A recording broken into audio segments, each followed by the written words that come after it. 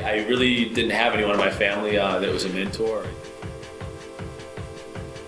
You get off at 5 o'clock, you work till midnight. Just knowing that there could be a month without any income. And the goal of that was to be one of the premium agencies in the Midwest.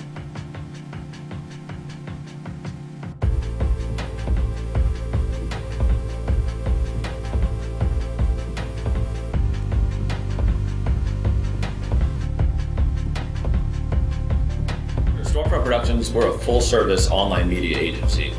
So what full service means is we do everything from custom web design, application development, IT support, marketing, hosting, etc. So when a client comes to us, they typically need more than one service. So we're able to package those together, and whether they're technical or non-technical, they could come to us for consultations, and we can kind of present a solution that's going to best fit the business.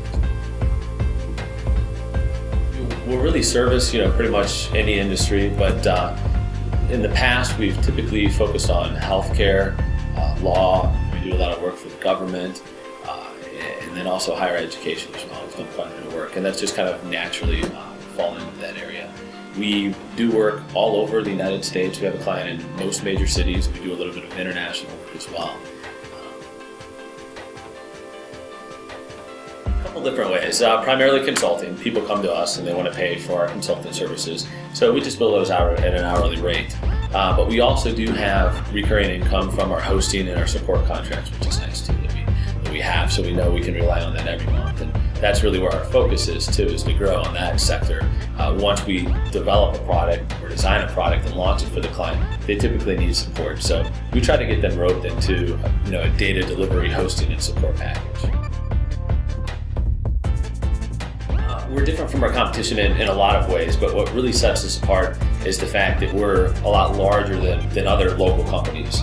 We have 12 people on our support staff here, so a lot of the times when you go to a shop, they may have one or two people that are trying to do a variety of things, where with us, we can put potentially 3, 4, 5 people on the account. So you get someone who specializes in design, someone in development, someone in search engine optimization, maybe an IT person, whatever the project would call for. So we can have that level of specialization, which you don't often get with other companies that are small. I love most of it, but obviously, for the most part, the time involved is a lot, especially when you're first getting started. I didn't just jump into this overnight. I had a full-time job, so it was one of those things where you get off at 5 o'clock, you work till midnight, you work on the weekends to get your company to a level of where you can get the office and you can leave the full-time job. And obviously the risk, not having this, a set paycheck every week or every month, just knowing that there could be a month without any income. What are you going to do? You have to have solutions in place to be able to handle that.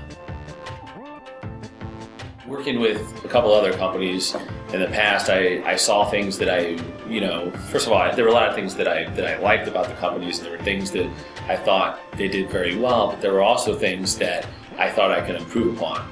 And those were ideas that I wanted to take in my own agency and come up with something that I felt would be, the best process and the best way to do things for clients and customers. And the goal of that was to be one of the premium agencies in the Midwest. And that's not necessarily size-wise, but just overall quality of work, professionalism, and customer service. I had previous roles working with Nationwide Insurance and also at Purdue University. I was the first full-time employee for Discovery Park over there. And I was in charge of setting up the IT management development team. So I really learned a lot about team management skills and what types of things we would look for in a team, what types of environment would work well, what types of people work best together. So the previous experience was very beneficial. We've been blessed, over the last, it's been in business for 8 years now, to not have anything, too major where I lose sleep over at night.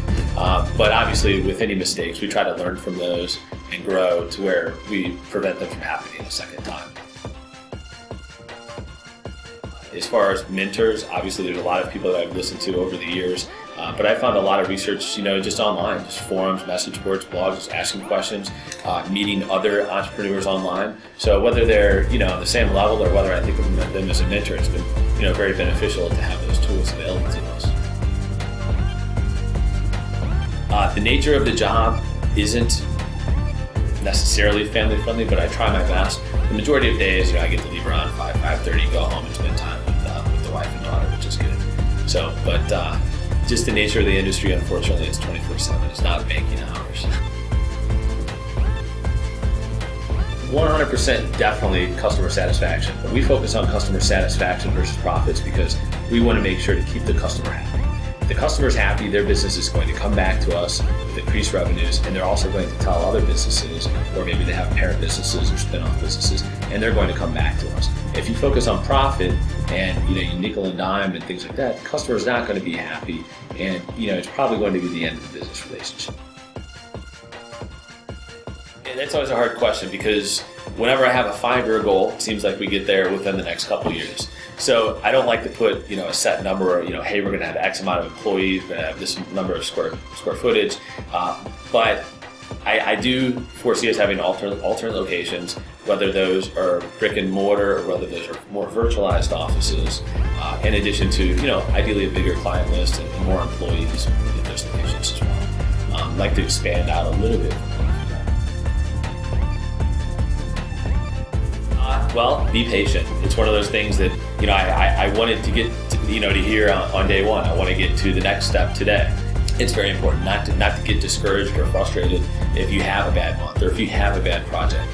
There's always, for every bad project, I always tell myself that there's going to be a good project behind it. So just making sure that you do stay patient is very important in that process, especially when you're first getting started, because there's a lot of things that you'll learn about project management, even if you have an MBA in it. There's a lot of things in the real world that you'll just have to figure out and try out.